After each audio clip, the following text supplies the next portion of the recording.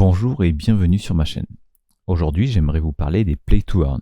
Si vous regardez cette vidéo ou si vous suivez ma chaîne, c'est que tout comme moi, le monde des crypto-monnaies vous intéresse. Vous aimez aussi peut-être les jeux vidéo et à première vue, on pourrait se dire que les Play to Earn sont un bon moyen de combiner les deux. Mais est-ce réellement le cas? À ce jour, peut-on vraiment parler de véritable gaming dans la blockchain? Dans cette vidéo, je vais vous donner mon avis très subjectif sur le sujet. Gardez bien à l'esprit que je ne suis pas conseiller financier, je ne donne aucun conseil en investissement et que vous seul êtes responsable de vos pertes comme de vos gains d'ailleurs. Si vous aimez la vidéo, je vous encourage à soutenir la chaîne avec un like, un commentaire ou en vous abonnant. Avant de parler concrètement des Play to Earn, j'aimerais vous présenter le système de Ponzi qui est un montage financier frauduleux. Il faut bien comprendre ce système avant d'attaquer la partie sur les Play to Earn. Alors, le système de Ponzi consiste à promettre aux investisseurs des taux de rendement très élevés pour un placement avec un risque très faible.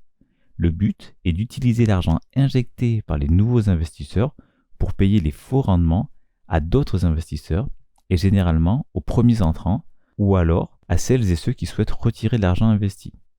Tant qu'il y a de nouvelles personnes qui injectent de l'argent et que celui-ci est suffisant, le système donne l'illusion qu'il fonctionne. La fraude est généralement découverte lorsque le fraudeur part avec la caisse et disparaît, ou alors lorsqu'un trop grand nombre de personnes commencent à vouloir retirer l'argent de leur placement, mais que c'est impossible.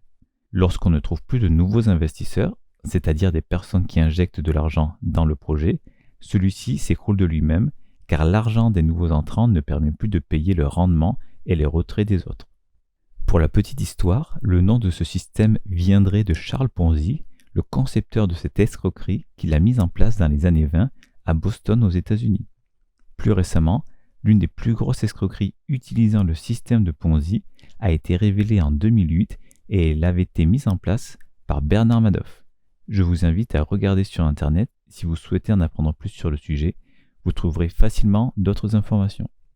Maintenant que nous connaissons ce système, gardons-le en tête lorsque nous parlerons des Play to Earn. Pour commencer, en quelques mots, qu'est-ce qu'un Play to Earn? Un Play to Earn, en résumé, c'est un jeu vidéo sur une blockchain qui permet de gagner des objets ou des tokens. Ici, on va vulgariser et dire simplement des cryptos pour que ce soit plus simple, que l'on peut vendre pour gagner de l'argent. Si certains de ces jeux sont gratuits, la plupart requièrent un investissement initial plus ou moins important afin de réellement pouvoir engendrer des récompenses que l'on pourra vendre par la suite. Nous n'en sommes qu'au début du développement des Play to Earn et même si l'on peut voir que certains projets comme Titan Arena par exemple sont vraiment au niveau d'un vrai jeu vidéo sur mobile, la plupart ont un gameplay très basique voire presque inexistant. Il suffit de faire 2 ou 3 clics, 2 ou 3 actions par jour, puis d'atteindre la résolution automatique et de recommencer le lendemain.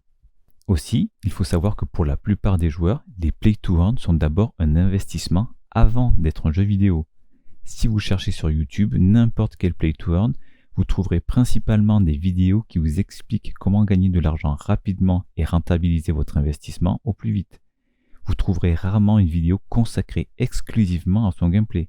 Généralement, on va vous expliquer le gameplay en quelques secondes ou quelques minutes avant de s'attarder longuement à la partie financière du jeu. En prenant en compte ces deux éléments, on va regarder le cours des crypto-monnaies de 2 Play to Earn.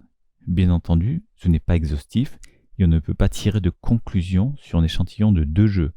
Par contre, j'ai l'impression que ce schéma, ou en tout cas un schéma relativement similaire, s'applique de manière générale au Play to Earn pour le moment.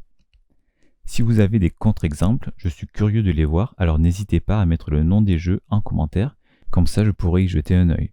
Alors, si on regarde les cours des crypto-monnaies sur ces jeux, on remarque les mêmes tendances. Le projet démarre, se fait connaître, et les premiers joueurs investisseurs arrivent, et puis de plus en plus de monde intègre le jeu, et les cours explosent avant de chuter.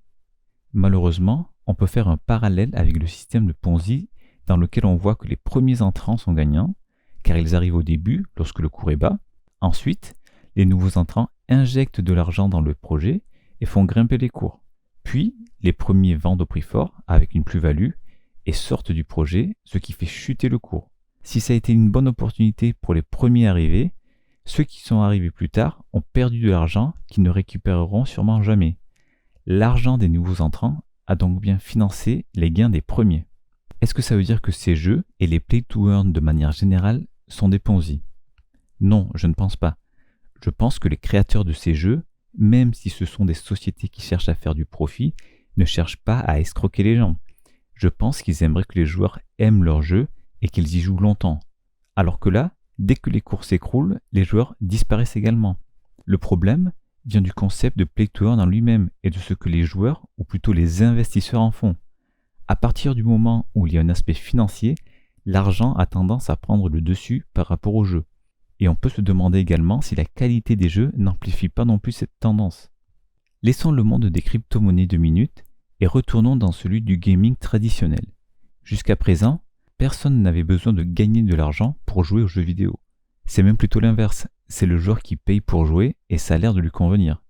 Même si on prend un jeu vidéo gratuit comme Fortnite, avec une énorme communauté, beaucoup de joueurs terminent par mettre la main au portefeuille pour acheter des skins par exemple. Sachant cela, on peut penser que dans le futur, avec des play-to-earn plus évolués et plus aboutis, il serait possible de voir les courbes des cours changer par rapport à celles que l'on voit aujourd'hui. Je ne sais pas si cela sera possible un jour et il y aura beaucoup de facteurs à prendre en compte, mais ça va aussi dépendre du type de jeu vidéo. Ça fonctionnera toujours mieux sur un jeu multijoueur avec des mises à jour régulières, de nouveaux événements et avec une forte communauté de type Fortnite, qu'un jeu solo qui voit irrémédiablement le nombre de joueurs chuter une fois que le jeu est terminé. D'ailleurs, dans le futur, j'espère avoir la possibilité de vous présenter des play-to-earn sur cette chaîne et vous verrez qu'ils sont pour la plupart multijoueurs ou avec une forte interaction avec d'autres joueurs. Après tous les éléments que l'on a pu voir ensemble, on en arrive à la conclusion et on peut se demander s'il faut éviter tous les play-to-earn pour le moment et s'ils sont tous des Ponzi. Encore une fois, je précise que je pense que la plupart des play-to-earn sont des projets sérieux et que les créateurs ne cherchent pas à escroquer les gens. Il y a toujours des exceptions, donc faites bien vos recherches avant d'investir. Maintenant, au vu des jeux en eux-mêmes et de la recherche permanente de gains comme objectif premier de la grande majorité des joueurs, il est probable que beaucoup de play-to-earn suivent le même schéma qu'on a pu voir au niveau des cours de leur crypto-monnaie. Je parle bien entendu des play-to-earn actuels, ne sachant pas comment ils vont évoluer dans le futur.